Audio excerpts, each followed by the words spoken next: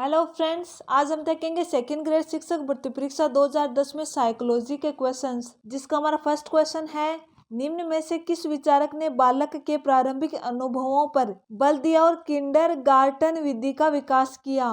Froebel. इसका right answer होगा B. Next question है, शिक्षा के प्रति मनोविज्ञान का सबसे महत्वपूर्ण योगदान निम्न में से कौन सा है? शिक्षा के महत्वपूर्ण लक्ष्यों का पता लगाना, व्यक्तिगत गुणों के आधार पर शिक्षार्थियों का विभाजन, मानव व्यवहार का ज्ञान प्रदान करना, अध्यापक द्वारा उचित शिक्षण विधियों को अपनाए जाने की सहायक होना। इसका राइट आंसर होगा सी।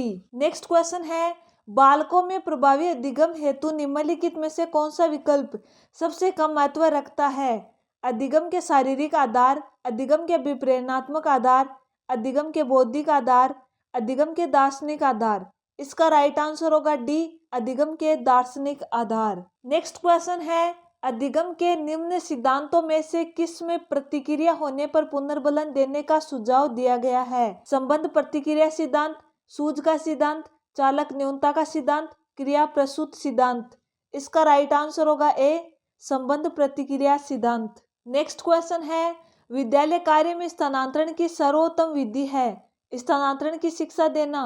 इस उद्देश्य की पूर्ति हेतु अध्यापक को पढ़ाते समय निम्न में से क्या करना चाहिए? रटकर सीखने की आदत का विकास, सूझ द्वारा सीखने की आदत का विकास, विषय वस्तु में समानता एवं भिन्नता पहचानने की आदत का विकास, कक्षा में सीखे ज्ञान एवं कौशल को अन्य स्थितियों में प्रयोग करने के अवसर प्रदान करना।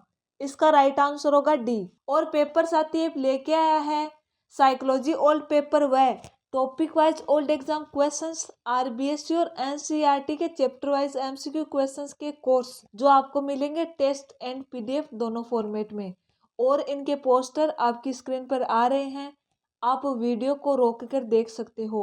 और अगर आपको ये अच्छे लगे तो आप डिस्क्रिप्शन में दिए गए वेबसाइट और ऐप दोनों के लिंक से बाई कर सकते हो।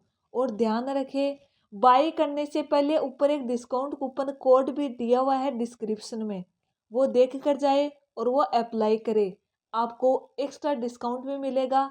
तो आज ही ज्वाइन करें साइकोलॉजी ओल्ड पेपर का कोर्स या फिर psychology topic wise old exam questions का कोर्स। नेक्स्ट क्वेश्चन है, वाटसन के अनुसार शैशवावस्था में सीखने की सीमा और तीव्रता विकास की और किसी भी अवस्था की तुलना में अधिक होती है। इस कथन को ध्यान में रखकर शैशवावस्था में शिक्षा के आयोजन हेतु निम्न में से कौन सी क्रिया का निषेध होना चाहिए? आत्मनिर्भरता का विकास, जिज्ञासा की संतुष्टि, मूल प्रवृत्तियों का दमन, क्रिया द्वारा सीखना। इसका राइट आंसर होगा सी। नेक्स्ट क्वेश्चन है, निम्नलिखित में से कौन से विकल्प में संप्रति विकास की क्रियाएं दी हुई है? वर्गीकरण, पृथक्करण एवं सामान्यीकरण। इसका राइट आंसर होगा सी। नेक्स्ट क्वेश्चन है, निम्न में से किस मनोविज्ञानी का कथन है कि संपूर्ण व्यक्तियों को उनके व्यक्तित्व के आधार पर पद दो में से एक श्रेणी अंतर्मुखी तथा बहिर्मुखी में रख सकते हैं? युंग। इसका राइट आंसर होगा बी। नेक्स्ट क्वेश्चन है, व्यक्तित्व निर्धारण हेतु स्याही के धब्बों के द्वारा परीक्षण का निर्माण निम्न में से किसने किया? रोर्सा। इसका राइट आंसर होगा ए। नेक्स्ट क्वेश्चन है, एक बालक जो पढ़ने में कमजोर है अपनी असफलता का कारण अध्यापक का पक्षपात बताता है, वह निम्न में से किस रक्षा युक्ति का प्रयोग कर रहा है? प्रक्षेपण। इसका राइट आंसर होगा बी। नेक्स्ट क्वेश्चन है, निम्न में से गिलफोर्ड ने कौन सा बुद्धि का सिद्धांत प्रतिपादित किया? बुद्धि संरचना सिद्धांत। इसका राइट आंसर होगा ए। नेक्स्ट क्वेश्चन है, एक बालक की आयु 12 वर्ष है, बीने का बुद्धि परीक्षण करने पर वह 15 वर्ष के सामान्य बालक के समान अंक प्राप्त कर सका, उसकी सही बुद्धि लब्धि निम्न में से किस विकल्प में दी गई? 125। इसका राइट आंसर होगा डी। नेक्स्ट क्वेश्चन है, सृजनात्मकता एवं बुद्धि के सहसंबंध के बारे में निम्न में से कौन सा कथन सत्य है? व्यक्ति जितना अधिक बुद्धिमान है उतना ही अधिक सृजनात्मक होता है। बुद्धि परीक्षण द्वारा सृजनात्मकता का सही मापन हो सकता है। सृजनात्मकता होने के लिए प्राय औसत से अधिक बुद्धि होनी चाहिए। बुद्धि परीक्षणों का सृजनात्मकता के परीक्षण की विषय वस्तु में कोई अंतर नहीं होता।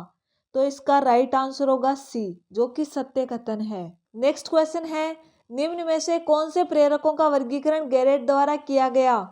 दैहिक, मनोवैज्ञानिक एवं सामाजिक।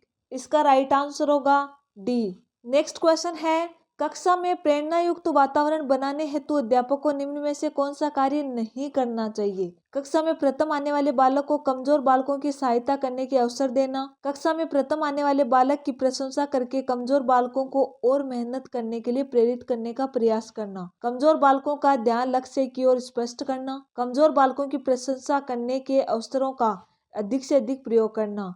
तो इसका राइट आंसर होगा बी। नेक्स्ट क्वेश्चन है, निम्न में से किस स्थिति में सजा लाभदायक हो सकती है? जब बालक समझे कि सजा उसे नहीं उसके गलत व्यवहार के कारण दी गई। जब सजा सबके सामने दी जाए। जब अध्यापक बालक को स्वयं सजा न देकर प्रधानाध्यापक द्वारा सजा दिलवाई। जब बालक सजा का आदी हो जाए। इसका राइट आंसर होगा ए। नेक्स्ट क्वेश्चन है, अध्यापक द्वारा निरीक्षण के माध्यम से प्रतिभाशाली बालक की पहचान निम्न में से किस कारण कठिन है? निरीक्षण एक वस्तुनिष्ठ प्रक्रिया है। निरीक्षण प्रक्रिया बहुत कठिन है। निरीक्षण द्वारा भावनात्मक समस्या से ग्रस्त प्रतिभाशाली बालकों की पहचान अध्यापक द्वारा नहीं हो सकती। बालकों के व्यवहार का निरीक्षण कोई विशेषज्ञ ही कर सकता है। तो इसका राइट आंसर होगा सी। नेक्स्ट क्वेश्चन है, व्यक्तिगत विभिन्नता के आधार पर शिक्षा देने हेतु निम्न में से कौन सा विकल्प उपयुक्त है?